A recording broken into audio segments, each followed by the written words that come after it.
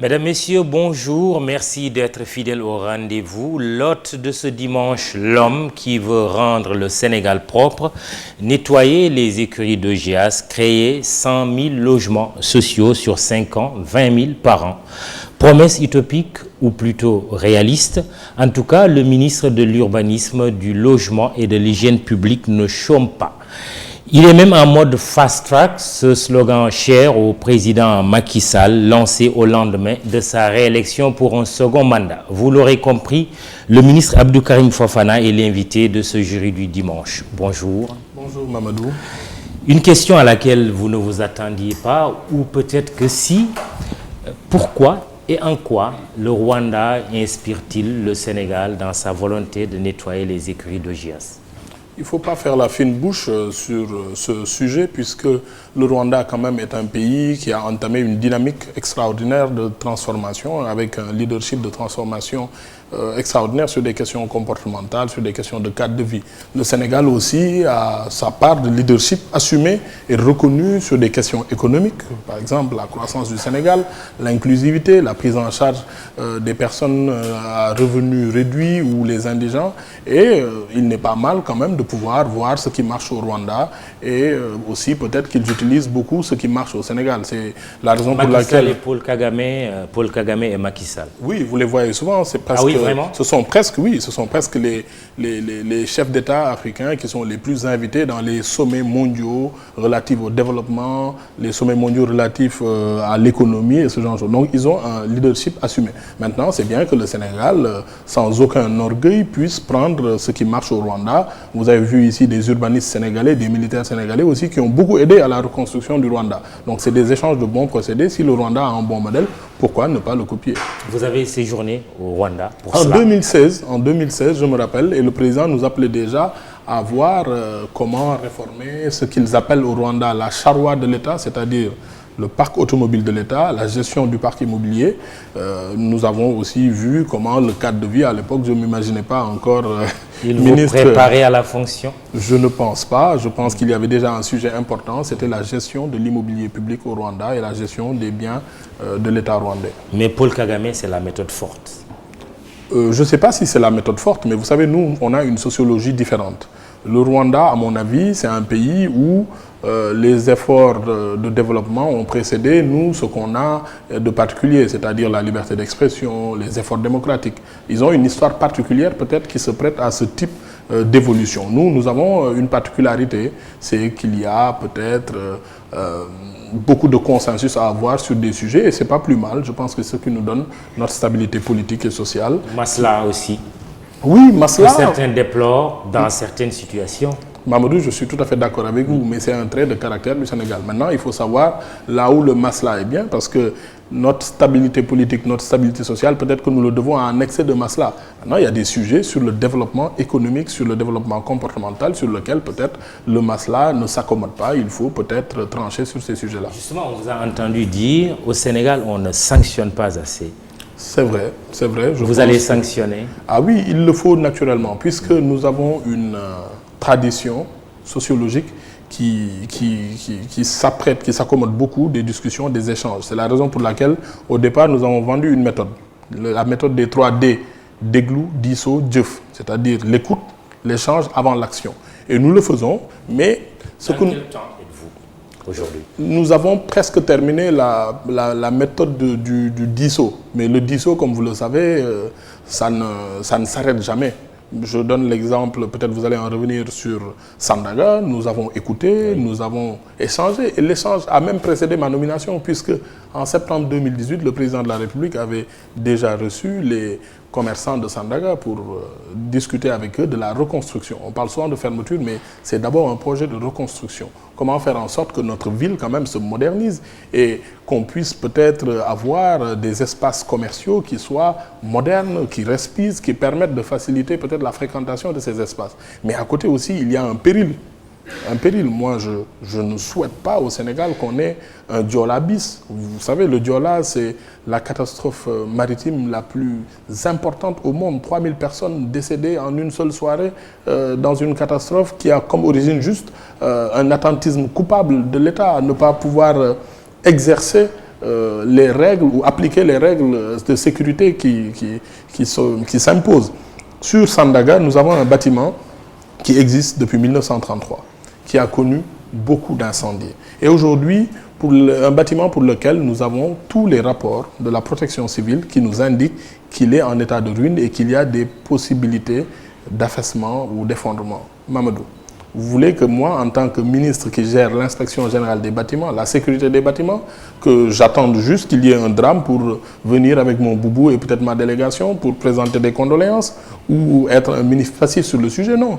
Il nous faut arrêter cet attentisme coupable des services publics. Sur des sujets comme ça, il faut prendre notre responsabilité. Justement, sur Sandaga, la fermeture était prévue le 10 août, juste à la veille de la Tabaski. Le fameux masla a fait que vous avez été obligé d'attendre après la fête du mouton. Mais à quelle date exactement comptez-vous mettre en œuvre cette mesure de fermeture de Sandaga? Alors, ce n'est pas un masla continu, c'est un disso continu. Pourquoi? Nous avions fixé une date. Les commerçants sont venus nous dire qu'ils sont venus nous parler au nom des représentants des commerçants. Ils étaient à peu près 10 et ils ne veulent pas repartir avec une date déjà scellée. Il faut qu'ils rendent compte au mouvement des commerçants. Ils sont 208 autour du marché, 155 sur l'autre côté de l'avenue Émile Badiane. Je pense qu'en toute honnêteté, il fallait peut-être leur laisser la possibilité. Vous n'avez pas reçu de pression? Non, pas du tout, pas du tout. Sur ce dossier-là, moi d'abord j'ai fait le tour de toutes les autorités religieuses comme étatiques, comme traditionnelles, et en leur montrant les images de Sandaga, en leur montrant aussi le projet. Moi, je me rappelle même, une autorité religieuse m'a dit, vous savez, sur le marché de Touba, Serigne Abdoulahat a démoli 2 fois le marché de Touba pour de tels comportements. Une autre personne m'a dit, Serigne Saliou Mbacké a fait déguerpir plusieurs fois les allées de Touba pour de l'encombrement humain. Un autre m'a dit, Serigne Cheikh Matiley, Serigne Cheikh Sidi Mokhtar aussi a fait la même chose. Donc vous êtes en droit d'exercer l'autorité de l'État sur ce sujet. Sinon, vous serez responsable d'un drame qui pourrait arriver. Donc nous n'avons pas reçu. Mais par contre, que les commerçants nous disent qu'il est nécessaire quand même que vous nous laissez la possibilité d'expliquer. On est à la veille de la fête et nous-mêmes, on leur a dit, on vous donne 15 jours. Ils nous ont demandé une date, 15 jours. On leur a dit, 15 jours, c'est pour discuter. Mais une semaine après, à la date du 30, on commencera nos travaux. Le 30 août, 30 août, c'est ce qui est retenu. Le marché sera fermé. Alors, il s'agira de quoi dans ce projet? C'est une reconstruction? C'est une restauration? Ce sera quoi? Alors, il y a un débat. Parce qu'il y a des gens qui tiennent aussi à l'architecture, à la belle architecture même de ce marché de Sandaga.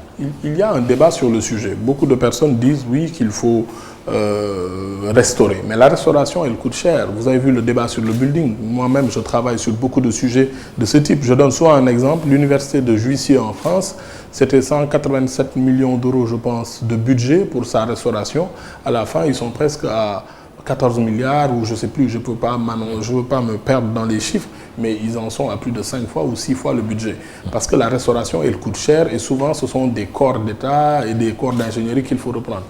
Sur le cas du marché Sandaga, nous avons jugé plus opportun de reconstruire. Pourquoi? Démolir et reconstruire. Mais reconstruire en l'état. Reconstruire en l'état en peut-être aménageant des exigences de notre temps. Je vous donne un exemple. En 1933, il n'y avait pas autant de véhicules en circulation dans le centre-ville. Aujourd'hui, vous allez à Sandaga, vous vous garez où, Mamadou? C'est impossible. Donc nous voulons peut-être surélever le bâtiment et avoir au moins 60, 160, 200 places de parking en sous-sol. Une centaine de places en tout cas en sous-sol. Il y a la question des cantines. Mamadou, nous sommes en 2019.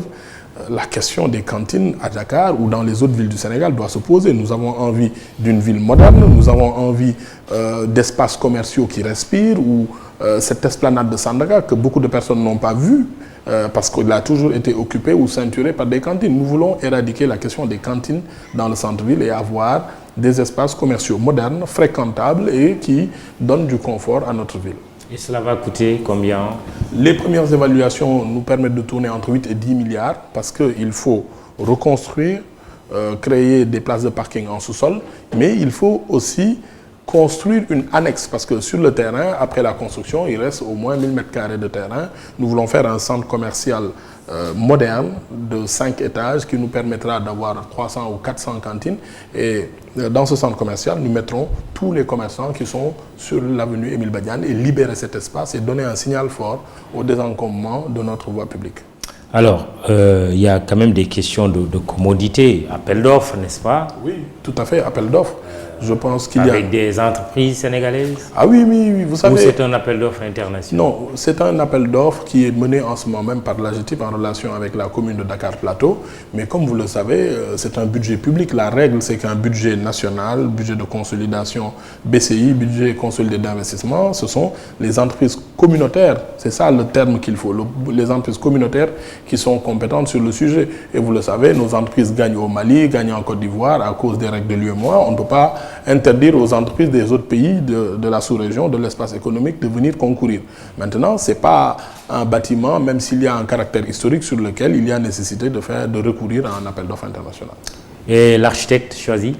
L'architecte, en ce moment, toutes les études ont été faites par l'architecte qui travaille avec l'AGETIP, Ndiamé Ndiaye. Donc il a travaillé sur 2 projets sur lesquels il y avait un débat entre les commerçants et nous-mêmes. Mais le projet va évoluer et on va voir un peu comment décider de ces choses-là. Ce n'est pas la première fois que cette fermeture de Sandaga est envisagée. La ville de Dakar en a eu l'intention. D'où la question de Cherfal sur la page Facebook de l'émission. Que fait-il, c'est-à-dire le ministère ou le ministre, dans la démolition et la reconstruction du marché de Sandaga, alors que ça devrait être normalement une tâche de la mairie de Dakar? Vous répondez quoi? Oui, sauf que concrètement, ça a toujours été une tâche de la mairie de Dakar. Mais vous savez, l'acte 3 a changé beaucoup de choses. La ville de Dakar a un acte qui lui donne la propriété, mais n'est plus censé gérer un marché. Donc, c'est comme ça que l'acte 3 de la décentralisation organise les compétences entre les communes et les villes. Et la commune de Dakar Plateau a une compétence pour gérer les marchés, mais 10 milliards, c'est une somme importante quand même. Et l'État vient en appui. Le ministère vient d'abord pour des questions de sécurité, mais aussi des questions de politique de la ville. Nous gérons l'espace public, nous avons un pouvoir de subrogation vis-à-vis des communes et des villes. Nous venons leur apporter ce qu'ils n'ont pas. Vous savez que depuis... La ville de Dakar est associée. Elle est associée. Et elle va contribuer au budget? Non, oui. Pas au budget. L'État du Sénégal, sur une promesse du président de la République en 2018, en septembre 2018, avait proposé de prendre en charge entièrement les travaux parce que quand même les communes et la ville ont beaucoup de sujets urgents. Donc c'est un appui que le président de la République donne à ces communes pour permettre à des villes comme Dakar, et c'est pas seulement Dakar, hein, on parle souvent de Dakar, mais c'est aussi le cas du marché Tilène de Ziguinchor. Il y a d'autres marchés à Thiès et autres qui sont dans un grand programme géré par la GTIP. Invité du jury du dimanche, le ministre Abdou Karim Fofana, ministre de l'Urbanisme, du Logement et de l'Hygiène publique. Justement, il y a des auditeurs qui vous interpellent avec la complicité d'Aliou Diassé. Quelles sont les mesures d'accompagnement qui seront mises en œuvre pour qu'une fois la ville sera propre, ce phénomène ne reviendra plus jamais? Et que prévoyez-vous aussi pour les autres villes de l'intérieur du pays? Parce que la saleté est présente quasiment dans tout le reste du territoire. Le concept que le président de la République, Macky Sall, a utilisé récemment, le clean day, vous ne pensez pas que c'était préférable de parler de cette un concept communément connu par les Sénégalais et réactualiser le concept de cette pour assainir nos rues et nos villes? Que les désencombrements sont beaucoup plus ciblés à Dakar. Par exemple, au niveau de Dakar Centre, surtout les alentours de le stade de l'Amitié. Maintenant, ce qui se passe à Kermassa, regardez ce qui se passe à Kermassa. Avec le boom démographique que Massa est en train de rencontrer, nous notons exactement une insalubrité extraordinaire. Les gens ne peuvent plus circuler. Les gens vendent même jusqu'au trottoir. Maintenant, nous voulons savoir quelles sont les mesures qui ont été prises dans cette localité. Est-ce que le ministre actuellement est en concertation avec le maire de Kermassar pour trouver une solution face à cette situation? Monsieur le ministre, bon, des questions qu'on peut résumer. Les Sénégalais sont préoccupés par la décentralisation de l'hygiène publique. Oui, d'abord, on a parlé de suivi. Parce que comme vous l'avez dit, il y a beaucoup de gouverneurs et de ministres valeureux avec beaucoup de volonté qui sont attaqués sur le sujet. Je ne suis pas le premier, je ne serai pas le dernier. Il ne faut pas avoir la prétention de penser que la question de l'hygiène publique va être réglée en 3 mois, 6 mois, en fast track. Nous sommes dans un sujet générationnel, un sujet comportemental sur lequel il y a une dynamique et une nécessité de dynamique de changement qu'il faut mettre sur pied. Alors, d'abord, Dakar et les autres localités, nous sommes sur une démarche avec un comité national pour la promotion de la propreté et de l'hygiène publique. Donc il y a au niveau local les gouverneurs qui ont des comités régionaux et puis il y a aussi des comités départementaux dirigés par des préfets. Vous l'avez vu, nous sommes allés prêter main forte hier au préfet de Rufisque parce que Rufisque, quand même, c'est un cas très spécial avec des canaux à ciel ouvert qui constituent quand même une priorité nationale.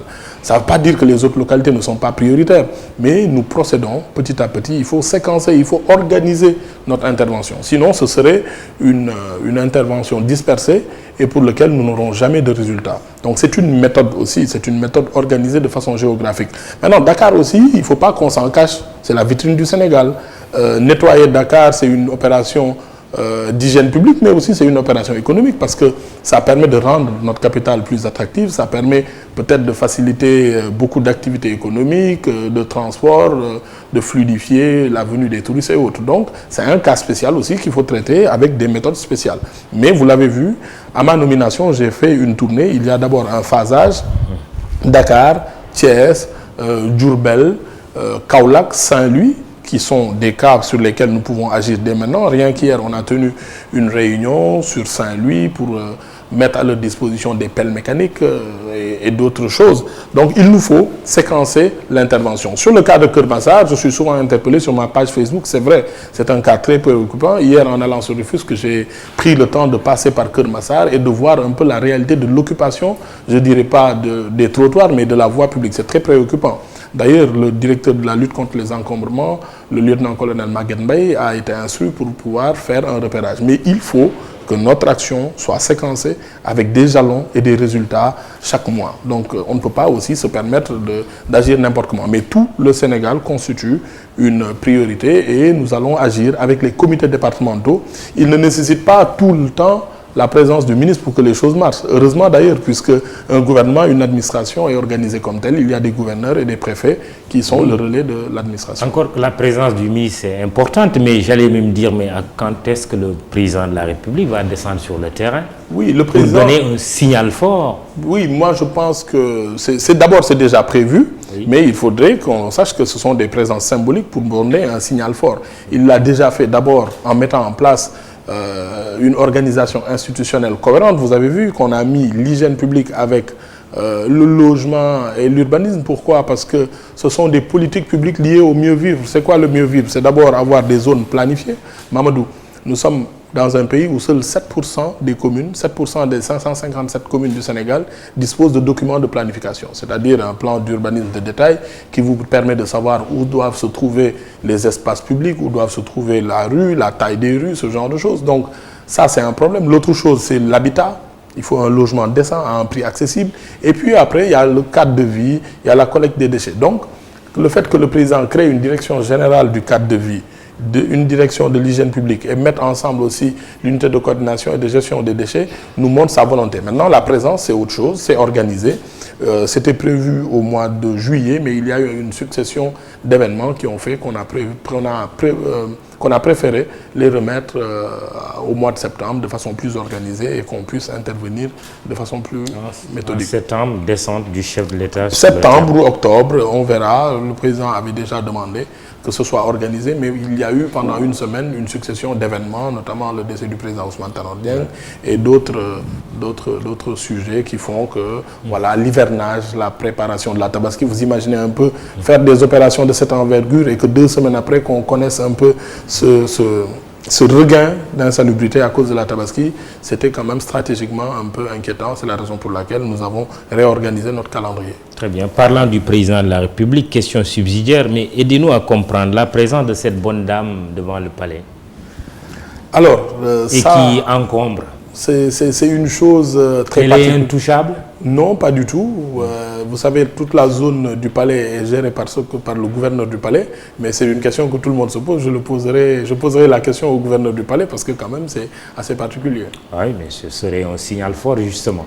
Oui, mais vous savez, nous avons compétence sur certaines zones et pas d'autres. La zone du palais devant sa porte, comme on dit, quoi. Oui, mais vous savez, le palais, c'est beaucoup d'organisations. Il y a un gouverneur du palais, il y a le commissaire de Dakar Plateau, je pense, qui peuvent s'occuper de ces sujets-là. Mesures d'accompagnement, c'est aussi une des questions posées. Quelles sont les mesures qui sont prévues? Peut-être l'auditeur fait allusion, vous êtes en train de déplacer, et même des carcasses de véhicules, vous déplacez également des personnes. Qu'est-ce qui est prévu en termes de mesures d'accompagnement? Oui, les mesures d'accompagnement sont de plusieurs ordres. D'abord, vous savez, ces opérations de désencombrement, je pense qu'il y a à la racine un certain nombre de points qu'on n'a pas réglés et qui relèvent de la responsabilité de l'État. C'est d'abord l'organisation de l'espace public. Nous avons des commerces, des activités artisanales, menuiseries, mécaniques, ce qu'on appelle l'artisanat mécanique, qui sont en conflit avec la vie urbaine, donc avec l'habitation. Et partout où vous allez au Sénégal, que ce soit à Kaolack, que ce soit à Saint-Louis, nous avons ce phénomène-là.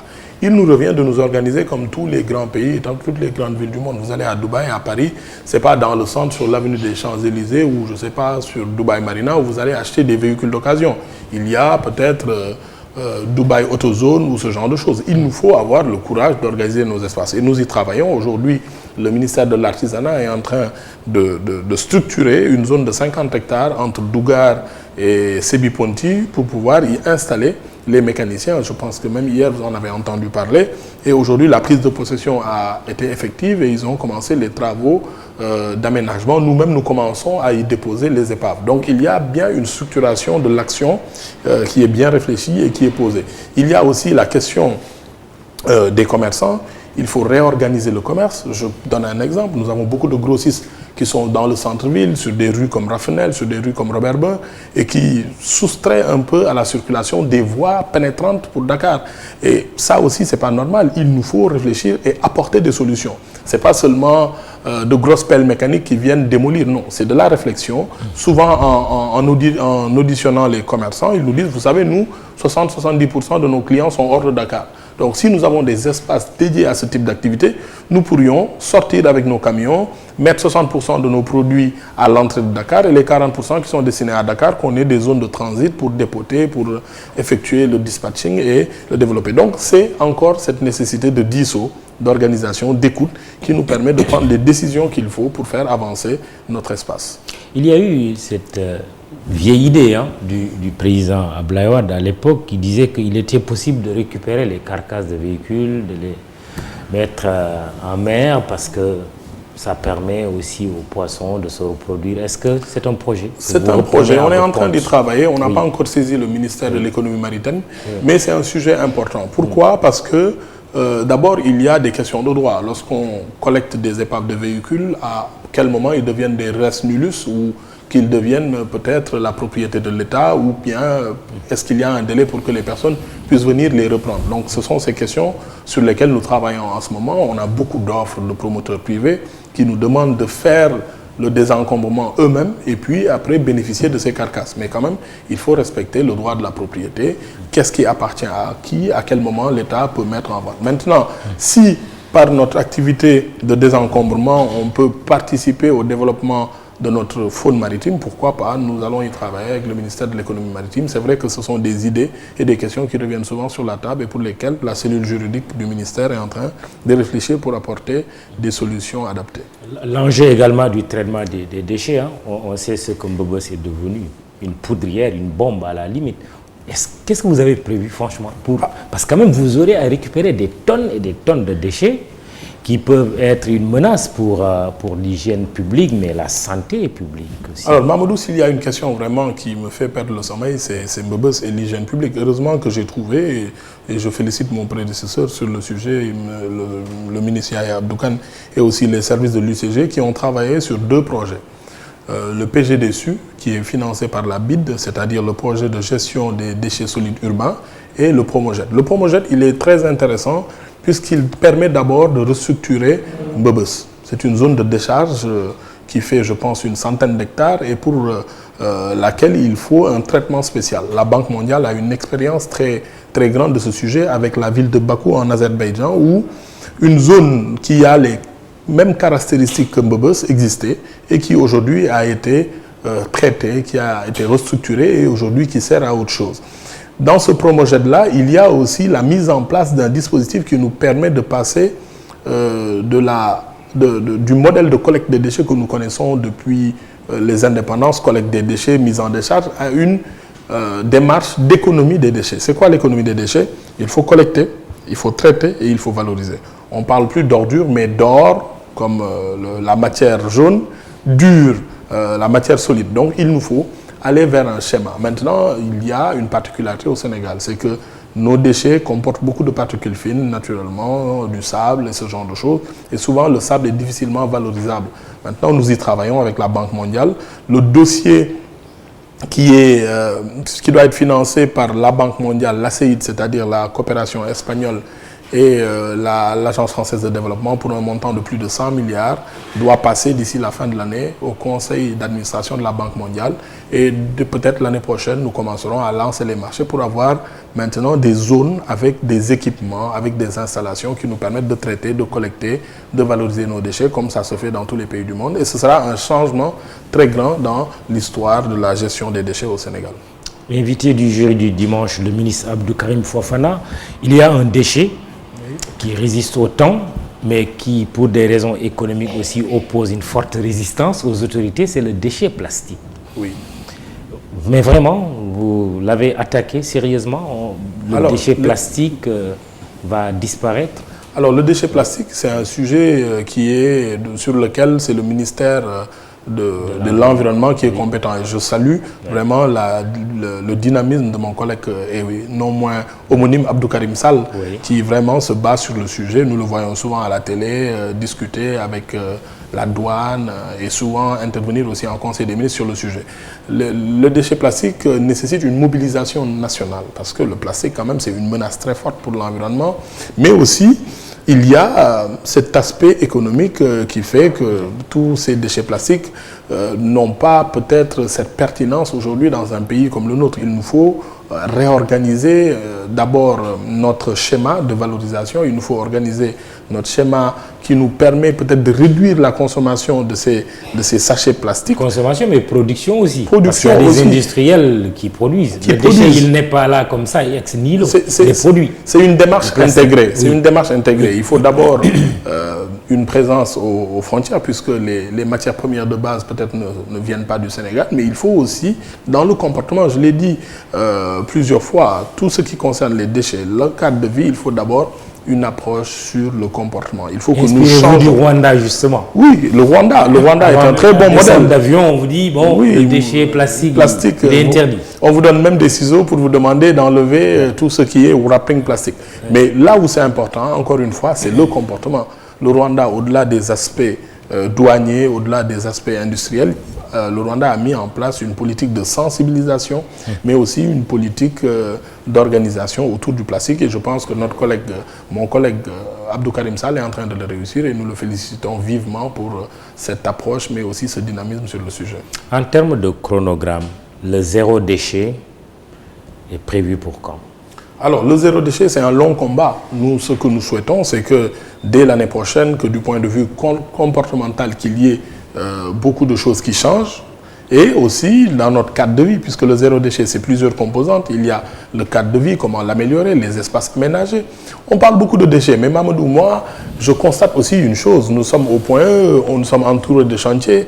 La question de la salubrité, c'est aussi la question de l'ensablement et de la gestion de nos chantiers. Moi, je voudrais que d'ici la fin de l'année, que des sanctions soient prises à l'encontre de tous ces constructeurs qui laissent dans la rue, sur la voie publique, leur gravat de chantier, qui laissent l'ensablement, et puis le vent en y aidant, nous le retrouvons un peu partout. On peut construire sans salir. On peut construire sans salir. En maîtrisant les espaces, en délimitant, en mettant les équipements qu'il faut. Nous le voyons toujours dans nos voyages, dans les pays développés. Vous passez sur une grande avenue où il y a un chantier et vous ne rencontrez pas l'ombre d'un seul débris de bâtiment ou ce genre de choses. Il nous faut changer d'approche vis-à-vis de nos espaces publics.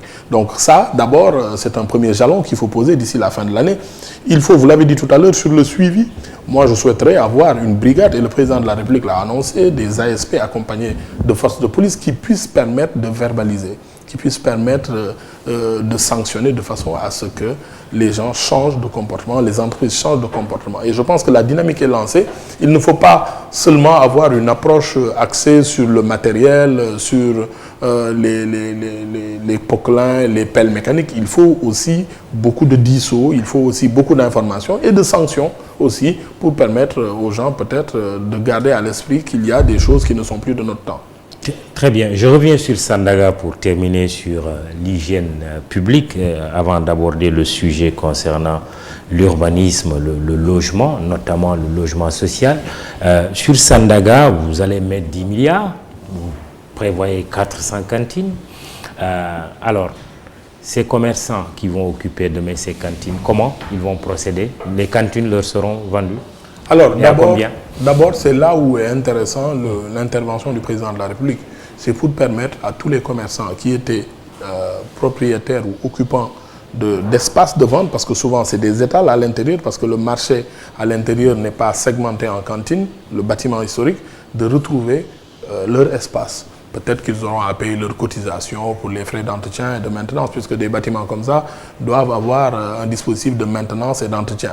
Mais aucun espace ne sera vendu dans le projet de l'État. Ce qui est retenu, c'est que les occupants d'aujourd'hui puissent devenir les réels occupants à la fin du projet de réalisation du projet. Je vous permets de le dire en Wolof, parce que c'est une population qui... Alors, je l'ai dit souvent, qui n'est pas toujours instruite en français. Voilà, oui. Je l'ai dit plusieurs fois lors du point de presse après notre rencontre à la veille de la Tabaski. Bitik yi ak cantine yi nekk Sandaga bu ñu ko tabaxee ba pare décision bi ci état bi jël mooy delloowaat ko ña fa newoon parce que tey am na juróom benn at yoo xam ne am na ay liggéeykat yu nekkoon Sandaga ñi ngi tey fi ñuy wax champ de course di fa liggéeyee te mën na am dellu si biir Sandaga moo leen gënal donc ña fa ne ñoo yor cantine yi ci biti ak ñeneen bu état bi tabaxee ba pare da leen di joxaat ku ci ne sa cantine. On a le recensement qui a été fait par la ville de Dakar et la préfecture de Dakar. Kenn du leen ko jaay léegi nag bu ñu waree fay seeni taxe ak seeni participation wala loyer mensuel pour entretien maintenance dañ ko def mais jaay leen cantine jox leen pas de porte loolu moom du am. Une façon aussi de formaliser l'informel. Ah oui, naturellement. Ils seront imposés désormais. Naturellement. Ça relève peut-être des services des impôts et domaines, mais ce serait une bonne chose. Et mon ami Papa Amadou Sarr de la DER travaille beaucoup à ce sujet. À chaque fois qu'il y a des personnes qui sont dans le domaine de l'informel et qui reçoivent un crédit de la DER, il y a une obligation d'ouverture de compte et une obligation d'avoir des documents, un INEA ou ce genre de choses. Peut-être que ce serait bien aussi de les intégrer dans le processus de façon à formaliser tout ce pan de notre économie qui est très intéressant et très important. Abdou Karim Fofana n'est pas que ministre de l'hygiène publique, il est aussi ministre de l'urbanisme et du logement. Quelle est la vision aussi de l'urbanisme? Alors la vision de l'urbanisme, je vous l'ai dit, c'est d'abord, l'urbanisme c'est un service public d'abord. Je pense qu'il doit être modernisé et qui doit délivrer un certain nombre de documents, de ce qu'on appelle un service public vis-à-vis des usagers. Et on n'est jamais assez moderne, il faut savoir structurer les choses de façon à ce que les temps d'attente soient plus courts, mais aussi que la disponibilité des services. Souvent, nous avons beaucoup de difficultés. On oublie souvent aussi un point sur l'urbanisme et qu'on me rappelle, mes services me rappellent, c'est l'architecture. Aujourd'hui, dans l'administration sénégalaise, il n'y a que 2 architectes qui sont au sein même du ministère. Nous sommes en train de travailler sur une modification de texte qui permettrait d'avoir peut-être un stage dans l'administration qui va être une obligation pour tous les stagiaires qui sont, les architectes qui sont en position de stage avant l'obtention de leur diplôme ou de leur statut d'architecte. Donc tout ça aussi, il y a aussi l'assistance architecturale comme dans le milieu judiciaire, lorsque vous avez un problème judiciaire, que vous puissiez avoir l'assistance d'un avocat. On voudrait aussi, pour un peu organiser le secteur de la construction, créer un schéma qui permettrait d'avoir de l'assistance architecturale. Une vraie gageure, il n'y a pas de vision d'ensemble de nos villes. Chacun conçu comme il veut, met la peinture qu'il sent. C'est la raison pour laquelle, je vous l'ai dit, d'abord, les 7% sur les 557 communes qui disposent de plans d'urbanisme de détail, ça, ce sont des choses à corriger. Et nous voulons, peut-être les 2 ou 3 prochaines années, arriver à 20%. Comment le faire? Il faut qu'il y ait beaucoup plus de budget qui soit mis sur ce sujet-là. Mais au-delà des budgets, il faut savoir se débrouiller avec les moyens du bord. Nous travaillons peut-être à mettre aujourd'hui des consultants avec des étudiants pour pouvoir, dans certaines localités du pays, présenter des projets de plans d'urbanisme de détail et les faire valider par les services de l'urbanisme. Parce que le temps n'attend pas, et vous avez vu le développement. Dans 25 ans, nous serons peut-être 30 millions de Sénégalais, ou dans 50 ans. Il faut préparer cela. Les villes qui s'en sortent le mieux sur ces sujets, c'est ceux qui préparent l'avenir. Et comment préparer l'avenir? C'est planifier, ouvrir les routes, ce qu'on appelle les ouvertures de routes, c'est-à-dire avoir les voies, avoir les espaces publics qui sont protégés pour ne pas que la spéculation foncière ou la boulimie d'occupation ne soit un peu le bourreau de l'espace public. Justement, plan 100 000 logements sociaux, où en êtes-vous? Alors, 5 ans, 20 000 par an. 20 000 par an. Apport. Pas forcément 20 000 par an. On peut ne pas avoir une vision linéaire des choses. Oui. Ça peut être aussi une vision progressive des choses. D'abord, encore une fois, la méthode. Déglou, Disso, Dieuf. Pourquoi, Mamadou? La promotion immobilière existe depuis les années 50 au Sénégal. Nous avons des sociétés comme la SICAP, la SNHLM qui sont là depuis les années 50. On a aussi un écosystème de promoteurs. Ce que nous voulons, c'est une vision d'ensemble qui va impacter notre économie. Vous semblez écarter justement HLM, SICAP et autres au profit de privés sur la plateforme de Diamniadio, par exemple. Non, pas du tout, mais je vais vous répondre d'abord sur la vision, sur les 100 000 logements. Alors, nous avons un écosystème avec beaucoup de dynamisme, beaucoup d'intervenants privés et publics, mais le Sénégal n'a jamais produit plus de 4 000 logements par an. Plus de 4 000 logements. Donc c'est un vrai défi que le président de la République nous lance. Et sur ce défi-là, il y a aussi la possibilité d'avoir des externalités. D'abord, je vais vous donner des chiffres. 40% par exemple en ville, dans une zone comme Dakar, de nos espaces urbains sont des bidonvilles. C'est-à-dire qu'ils ne respectent pas aux normes, ils ne répondent pas aux normes de qualification d'une zone planifiée. Des voies ouvertes avec des normes, 10 mètres de route ou ce genre de choses, l'accès à l'eau, l'accès à l'électricité. 40%, et je vais vous donner un autre chiffre, 9 000 hectares dans tout le Sénégal sont considérés comme des bidonvilles. À titre indicatif ou à titre comparatif, la commune des Parcelles Assainies, c'est à peu près 400 hectares. Donc c'est 22 fois les Parcelles Assainies au Sénégal où nous n'avons pas ces zones-là. On pourrait prendre Dakar Plateau qui fait aussi 400 hectares. Mais ce que je veux vous dire, c'est qu'il nous faut d'abord une planification, d'abord sur ces communes-là. L'autre chose, c'est qu'il nous faut rendre accessible le logement décent. Sur les 100 000 logements, le ministère a déjà travaillé ce qu'on appelle le programme Zéro Bidonville. Éradiquer les bidonvilles, mais accélérer l'offre de logement.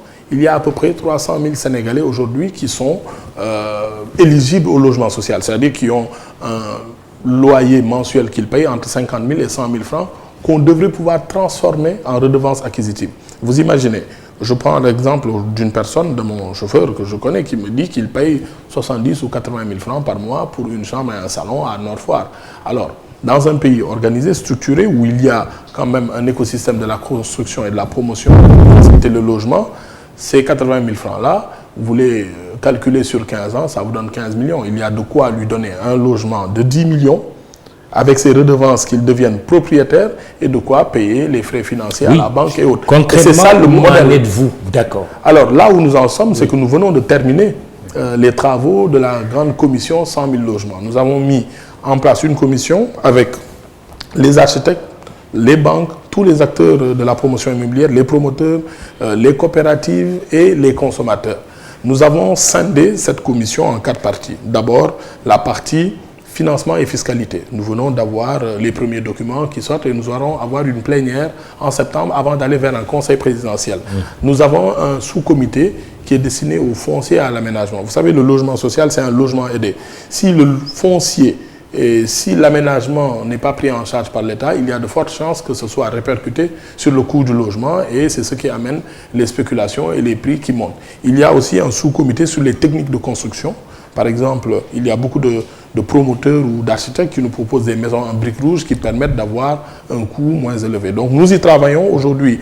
Le comité va terminer ces travaux, nous allons lancer le conseil présidentiel et nous sommes en train de sécuriser les pôles urbains. Parce que le programme 100 000 logements, nous ne l'avons pas mis en place juste pour Dakar. C'est 60% dans l'axe Dakar-Thiès-Mbour et les 40% dans toutes les villes du Sénégal qui ont plus de 10 000 habitants. Arrêtons-nous sur Diamniadio. J'avais compris que justement il était prévu de faire quelque chose à Diamniadio. Oui, Diamniadio, c'est un pôle urbain qui a été conçu pour permettre à Dakar de respirer. Une partie en logement social, ce qu'on appelle le système de péréquation, une partie aussi en logement moyen standing et haut standing. Donc 20%, vous avez à Diamniadio, je vous l'ai souvent dit, des appartements de 2 chambres salon à 15 millions, des appartements de 3 chambres salon à 20 millions chez certains promoteurs. Mais ça, ce n'est plus du social. Hein? Si, c'est du social. La définition du social, il y a une loi qui le fait. Mais l'ambition... Est-ce qu'on n'a pas plus d'appartements de luxe? Non, pas du tout. Il y a beaucoup d'appartements sociaux. Le modèle n'a pas été dévoyé par les privés? Pas du tout. Cependant, il faut se rendre compte à l'évidence que la zone de Diamniadio peut accueillir une partie de cette offre en logement, mais la demande est encore supérieure, Mamoudou. Il y a plus de 300 000 Sénégalais qui sont solvables économiquement pour pouvoir prétendre à un logement. C'est la raison pour laquelle, dans le programme 2019-2023, le président de la République a demandé à ce que le marqueur social de ces politiques publiques aille dans le sens du logement, permettre à des Sénégalais de devenir propriétaires sur la base de leur loyer. Donc nous sommes en train de travailler sur le pôle urbain de Daga-Kholpa, avec plus de 2000 hectares destinés au logement social. Notre cible, c'est d'avoir des logements qui ne dépassent pas 10 millions. Donc 10 millions avec les frais financiers sur 15 ans, 20 ans, ça permet à n'importe quel Sénégalais, avec 60, 70 000, 80 000 francs de loyer payé mensuellement, de devenir propriétaire sur 15 années. Donc c'est sur ces modalités que nous sommes en train de travailler. Alors, il y a la question du financement, Mamadou. Vous savez, nous avons un système bancaire qui répond à des règles qui sont universelles, les règles de BAL 1, BAL 2, comme le disent les banquiers. Mais il nous faut être plus inventifs. La location-vente qui a permis peut-être à nos parents dakarois dans les années 70-60 de devenir propriétaires dans les SNHLM et la SICAP doit être revue de façon à permettre à ceux qui ont des revenus peut-être qualifiés d'informels de pouvoir, au même titre que les salariés, pouvoir prétendre à un logement sur la base de leur loyer. Je disais tout à l'heure que vous semblez écarter les HLM, et SNHLM et la SICAP au profit de privés justement qui vont quand même monter des dossiers auprès des banques et qui sont financés. Non, pas du tout. Aujourd'hui, le dispositif... Avec toutes les facilités que l'État leur a faites. Il y a certes des difficultés chez certains promoteurs publics, mais l'État ne peut pas avoir un projet, un programme aussi important que les 100 000 logements sans travailler avec ces promoteurs publics. Tous les jours, ils participent. D'ailleurs, Mamoudou Kassé, le directeur général de la SNHLM, est l'un des principaux artisans de la sous-commission financement et fiscalité. La SICAP aussi travaille beaucoup sur des sujets comme ça.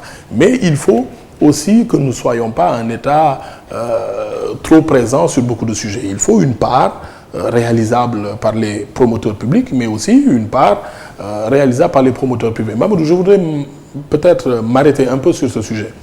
Le programme des 100 000 logements, ce n'est pas seulement un sujet qui peut irradier le secteur du logement. C'est un sujet économique important. Ça peut nous valoir des points en plus sur notre croissance. Vous imaginez, le logement, c'est 100 000 logements, c'est à peu près 7 000 m² de carreaux à faire au Sénégal. Ce n'est pas seulement une opération de construction et de vente. C'est aussi une opération de construction d'un écosystème du logement. Le carrelage. Aujourd'hui, il y a une entreprise chinoise qui s'est installée au Sénégal pour faire du carrelage.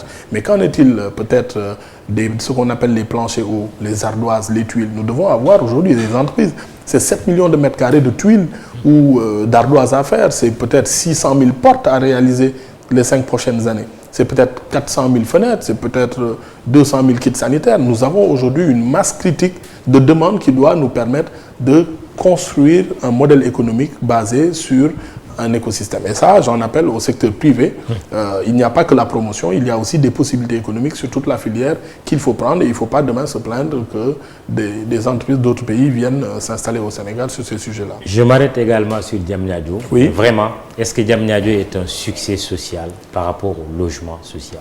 Oui, mais Diamniadio avait des objectifs assignés, 20% de logements sociaux. Donc vous ne pouvez pas juger le succès au bout de 4 ans. Au bout de 4 ans, ce que nous devons juger, c'est l'objectif assigné à la délégation générale au pôle urbain, c'est-à-dire faire émerger ce qu'on appelle le germe du cœur de ville, le germe du pôle urbain.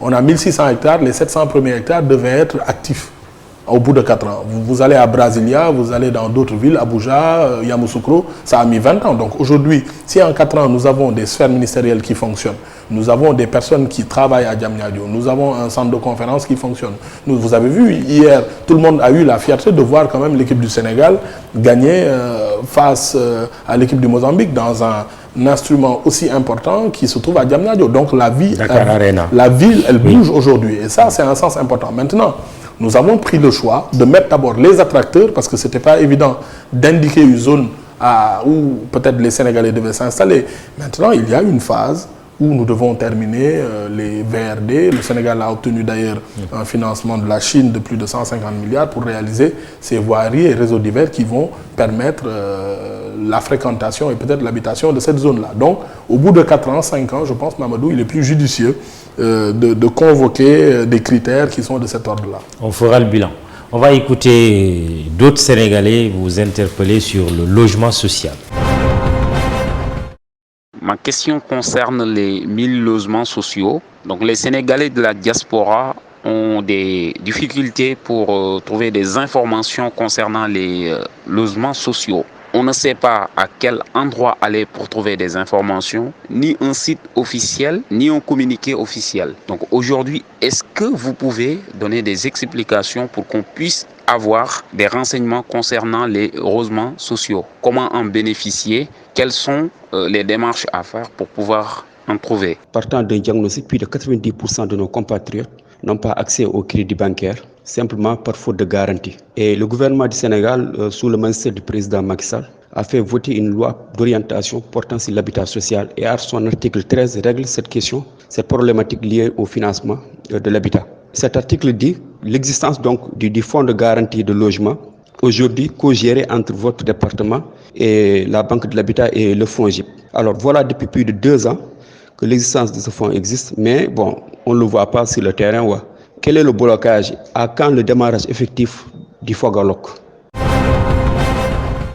Vous avez pris bonne note. Oui, j'ai pris bonne note. Alors, ce sont des questions intéressantes parce que ce sont les sujets sur lesquels nous travaillons en ce moment au ministère. Mais Mamadou, il faut d'abord rassurer nos compatriotes. Il y a le temps de la réflexion, le temps de la construction d'un modèle et puis le temps de l'information et le temps de l'action.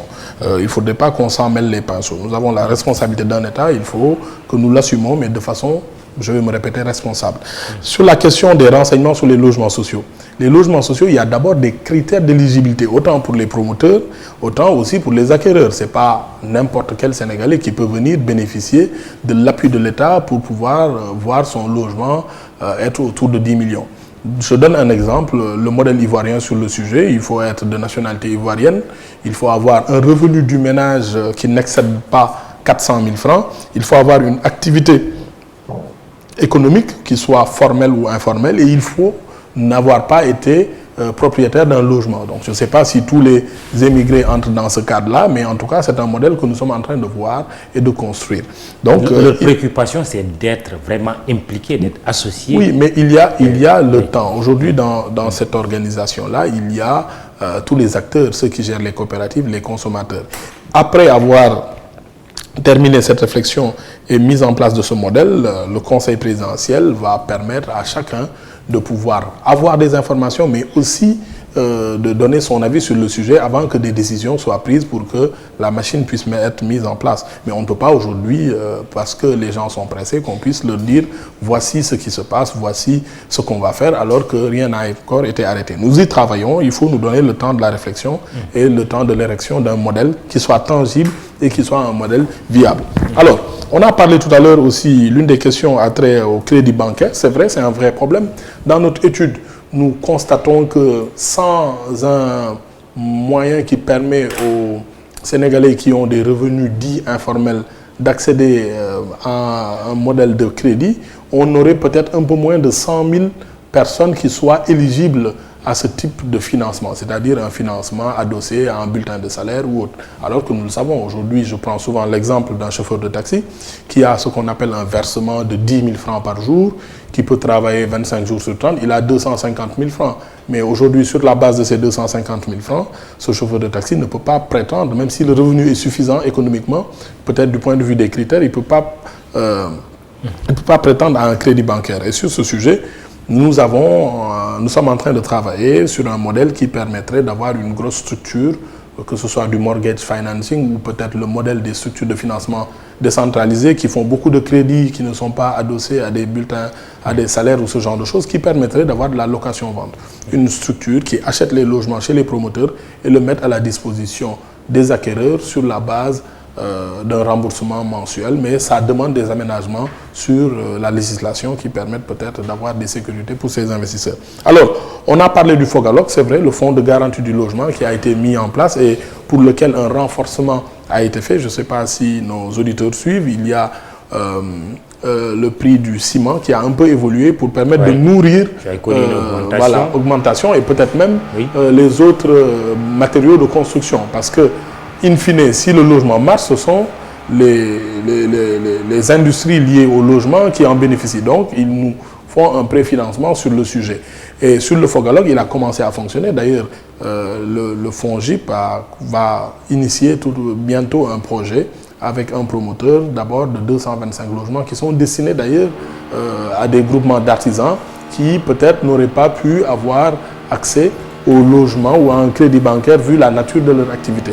Donc c'est un processus qui se met petit à petit en place avec peut-être des innovations qui font que nous devons être prudents mais aussi marcher avec beaucoup d'organisations et de méthodes pour arriver à l'objectif qui est assigné par le président de la République. Je vais prendre 2 minutes avec la permission du réalisateur pour aller très vite pour terminer cette émission. La baisse du loyer, le bilan que vous en faites, c'est de dire que c'est un échec ou une réussite?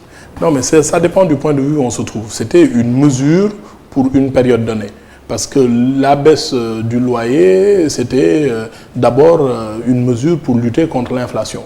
Le constat est que le loyer est toujours cher. Parce que par moment, il est même plus cher. Oui, mais parce qu'il faut un dispositif pour faire arrêter peut-être la coulée. C'était ça. Maintenant, il faut des mesures plus hardies, et ces mesures plus hardies, c'est la création de ce système d'accélération de l'offre en logement, mais aussi un dispositif qui permette d'encadrer l'aide de l'État sur le logement, avoir des logements pour lesquels on peut être acquéreur avec le reversement de son loyer mensuel. Vous ne prenez pas le risque de dire que c'est une réussite? Non, mais on ne peut pas dire que c'est un échec aussi, puisque ça a permis de régler un problème. Sauf que ce n'était pas une solution définitive. On était à une période où le loyer était difficile, l'accès au logement était difficile, parce que le problème, ce n'est pas le loyer, c'est l'accès au logement. Vous parlez d'une situation où un Sénégalais veut accéder peut-être au logement par la location simple. Le président de la République va plus loin en disant non, mais tant qu'à faire, faisons en sorte que l'acquisition de logements, l'accès à la propriété soit plus simple. Donc nous allons vers un schéma qui renforce les droits de ces Sénégalais et leur possibilité de devenir propriétaires. Le président de la République qui fait qui est en train d'exercer son second mandat, c'est vraiment le dernier? Quelle compréhension avez-vous de ce second mandat? Mais c'est la compréhension. D'abord, c'est un mandat de consolidation de nos acquis économiques et sociaux. Nous avons travaillé sur le premier mandat avec beaucoup de nécessités d'inclusivité sociale, mais aussi d'augmentation de notre croissance. Maintenant, le président, sur le sujet, il s'est exprimé le 31 décembre 2018. Il y a ce que le président dit, il y a la Constitution, et je pense que le président s'est exprimé. Il faut aller à cette expression-là. Le dernier? C'est votre compréhension? Ma compréhension est celle que le président de la République a exprimée le 31 décembre. Vos confrères lui ont posé une question relative à cela, et le président a été très clair, et je pense que vous avez retenu sa réponse. Que s'il était réélu, que cela devait être considéré comme étant le dernier mandat. C'était la réponse du président de la République. La tentation du troisième mandat ne vous habite pas, au-delà du président Macky Sall, mais vous, aujourd'hui, qui exercez le pouvoir? Non, la tentation, elle est une et unique. C'est la réalisation des missions au service des Sénégalais. Vous savez, souvent, nous les hommes politiques, on nous analyse comme étant des personnes qui s'accrochent au pouvoir ou ce genre de choses, alors qu'il y a des choses plus importantes. C'est la réalisation des missions pour lesquelles nous avons tous eu beaucoup de satisfaction à voir durant ces 7 dernières années d'une transformation économique du Sénégal, un changement de paradigme sur l'agriculture, vous avez vu sur l'énergie, on passe de 500 mégawatts à 1 gigawatt en presque moins de 5 ans. Donc ça, ce sont des sujets importants sur lesquels nous avons le viseur. Donc parler de 3e mandat alors qu'on est juste au début du mandat, je pense qu'on ne va pas revenir à ce débat qui a peut-être beaucoup eu cours au mois d'avril. Vous êtes en vacances?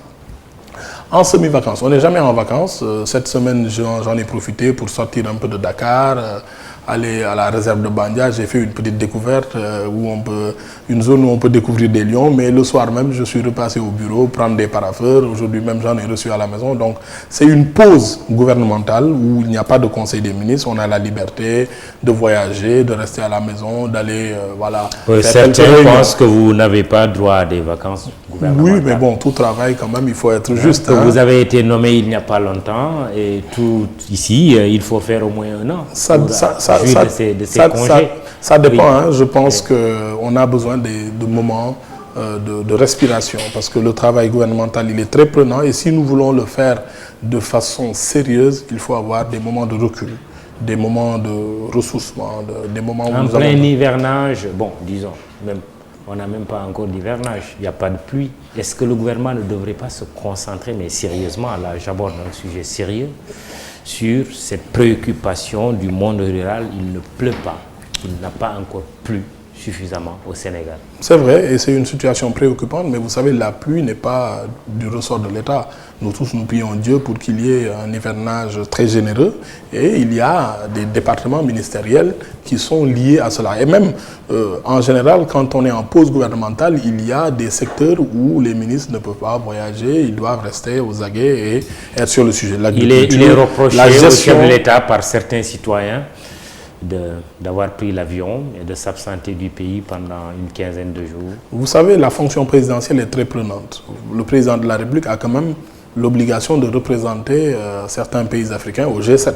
Je pense que vous êtes au courant. Il y a aussi le sommet du TICAD. Ouais. Donc, durant ce mois, au moins, le président, à la veille de la Tabaski, a présidé le lancement de la campagne nationale de la propreté. Vous l'avez vu sur d'autres sujets.